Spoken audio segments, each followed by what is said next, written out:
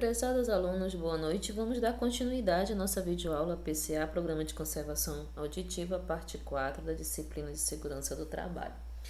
Bem, para dar continuidade à nossa videoaula, esse assunto PCA, que vamos continuar falando sobre ele nas próximas videoaulas, a gente precisa aí estar destacando alguns outros pontos importantes com relação a esse programa. Eu gostaria de comentar primeiro essa questão da frequência. Bem, a frequência baixa e a frequência alta, A baixa é o som grave e a frequência alta o som agudo. Nós já tivemos outras aulas, inclusive na disciplina passada, no qual nós falamos bastante sobre essa questão do ruído, sobre os sons, o conceito de sons, os danos causados ao ouvido humano, essa questão realmente da propagação do ruído no ambiente de trabalho, como basicamente funciona essa questão da frequência, o que é a questão da amplitude, comprimento de onda e tudo mais. Aqui eu gostaria só de representar através dessa figura e ressaltar que o ouvido humano ele só consegue detectar o som a partir de 20 Hz a 20.000 Hz. Então, o ouvido humano ele só consegue perceber o som no mínimo entre 20, no máximo a 20.000 Hz, tá? Então, assim, essas são, vamos dizer assim, as frequências, que é possível o ouvido humano estar aí conseguindo perceber. Com relação aos efeitos do ruído à audição, temos aqui, eu coloquei o trauma acústico, O que é o trauma acústico? É uma lesão no ouvido interno que normalmente é provocada pela exposição de ruído muito elevado, Ele causa um dano auditivo, E isso é relacionado a vários fatores. Esse trauma ele pode ser relacionado a vários fatores que está no ambiente de trabalho. Claro que a fonte geradora, no geral, pode ser uma máquina, tá? A máquina, porque é muito comum nos ambientes industriais possuir máquinas, Os processos em si necessitam de tecnologias e algumas delas um pouco mais ruidosas e outras menos ruidosas. Então, no geral, o trauma acústico significa isso, tá? E aí, com relação a esses efeitos, perda permanente, perda temporária. Então, esse trauma acústico, ele pode causar tanto a perda permanente quanto a perda temporária. Isso vai depender se a situação é reversível ou não. A gente sabe, conforme a gente já estudou, que o ouvido humano é um dos órgãos mais sensíveis do corpo e muito importante também, que alguns traumas, causados ao ouvido humano, ele pode aí ser revertido através de algum procedimento médico. Em outros casos, não tem nenhuma ação médica, nenhuma tomada de decisão ou nada que realmente consiga aí estar solucionando esse problema com relação à questão auditiva, se for o caso mais grave, tá bom? Bem, no geral, eu coloquei um outro ponto aqui, como identificar um bom protetor auditivo. É claro que aqui eu coloquei alguns pontos que eu considero importantes e relevantes para a nossa videoaula. Na videoaula passada eu comentei sobre o conforto, Mas não só o conforto, tem que ser verificada a vedação, a eficiência, fácil utilização, compatível com os outros EPIs.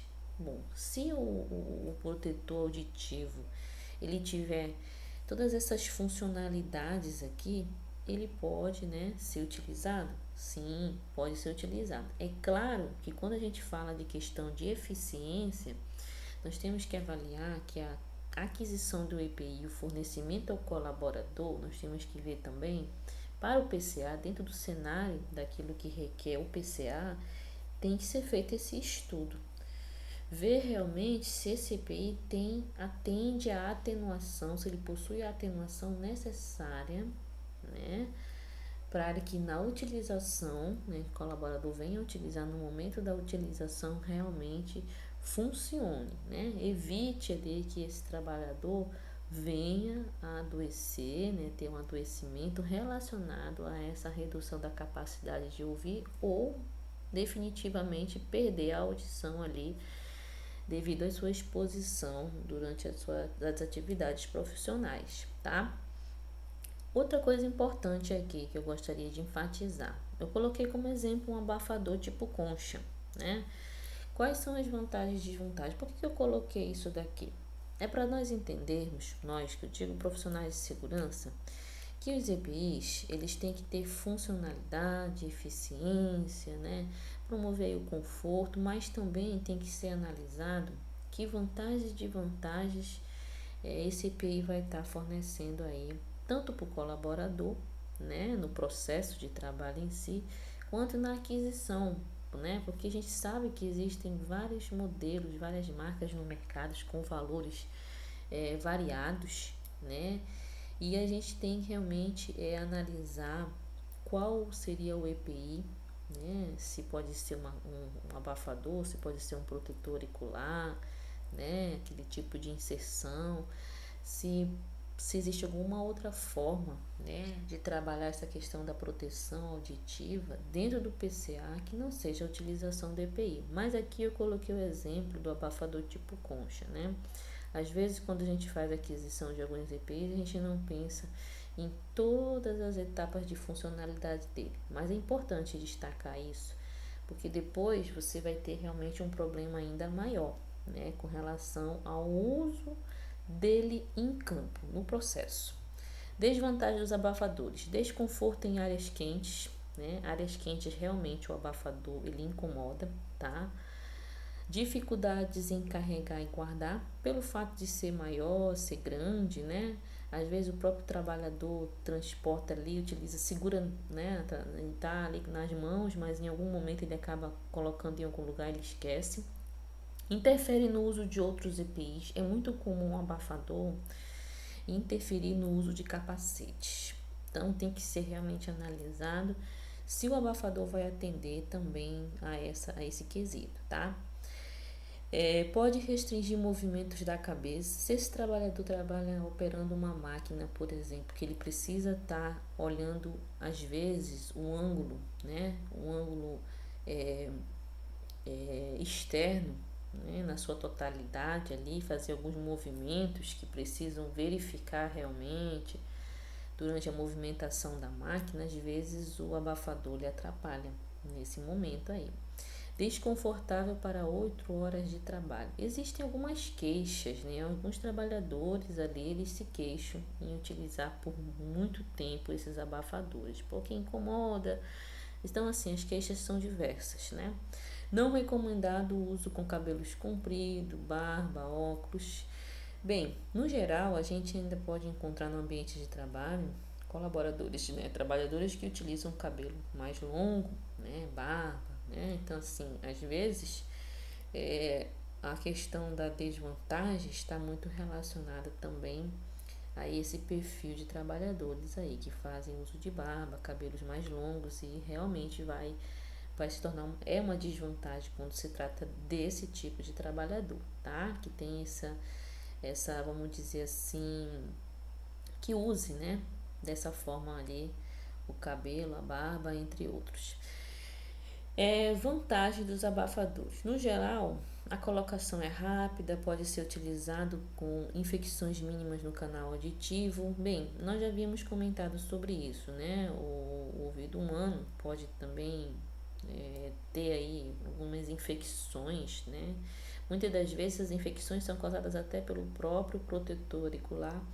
Existem situações, eu mesma posso comentar sobre isso, que o próprio trabalhador ele tem dificuldade para utilizar o protetor auricular tipo inserção, aquele de colocar no ouvido, porque ele acaba desencadeando aí algum tipo de infecção. Isso acontece, né?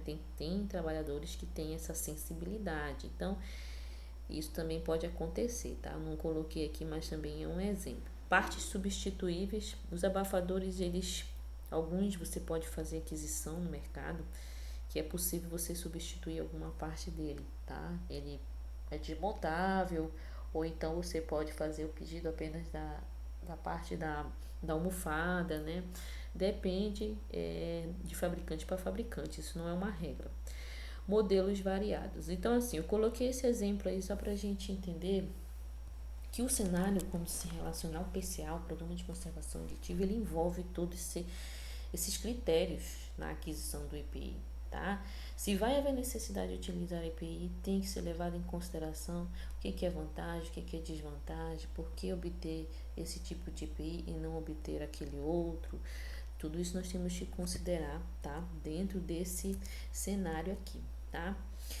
Uso incorreto, às vezes esse desgaste, né, é causado pelo mau uso, né? Ou mesmo esse mau uso, ele pode estar relacionado também à questão dos treinamentos. O colaborador, o trabalhador, como queira, ele pode estar utilizando de forma errada porque ele não foi treinado, ou se foi treinado, o treinamento realmente não foi ali eficaz, né? Então tem que ser feito um novo treinamento, depende da necessidade. Se vamos trabalhar com o PCA, o Programa de Conservação Auditiva, essa questão do uso do protetor auricular ou do abafador realmente tem que ser algo assim bastante repetitivo dentro do processo, né? Não pode simplesmente criar um programa ao qual se monitora a cada um ano, por exemplo. Não, isso tem que ser diário. É um trabalho que realmente requer bastante dedicação, não só da área de segurança. Lembra que eu comentei?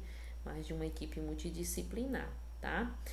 Outro ponto importante, nós não vamos, assim, falar sobre esse assunto hoje, tá? Mas tem aí pela Fundação o Guia de Diretrizes e Parâmetros Mínimos para a Elaboração e a Gestão do Programa de Conservação Auditiva, PCA, que nós vamos falar bastante sobre ele nas próximas videoaulas. Aqui eu só quis realmente passar assim alguns pontos importantes a ser relembrado, né? E também são pontos que estão dentro da questão realmente do programa de conservação auditiva, que tem que ser realmente avaliado, tá? No geral, as diretrizes, né, para o desenvolvimento dele, né, a parte técnica do PCA, nós vamos encontrar dentro dentro dos livros, né, das publicações da Fundacentro, tá? A Fundacentro tem um importante trabalho voltado a essa questão de higiene ocupacional, né, a parte de conservação auditiva, e nós vamos nos aprofundar nas próximas videoaulas. Bem, eu espero que vocês tenham gostado, né? Vamos dar continuidade nesse assunto. A parte de PCA realmente é bastante complexa. Temos que buscar aqui algumas informações que realmente sejam válidas para vocês. Eu espero que vocês tenham gostado. Podem tirar dúvida através do WhatsApp ou pelo portal Proesc aí no decorrer da semana, tá? No horário comercial, de segunda a sexta-feira, estamos aí à disposição de vocês, certo? Um forte abraço e até lá!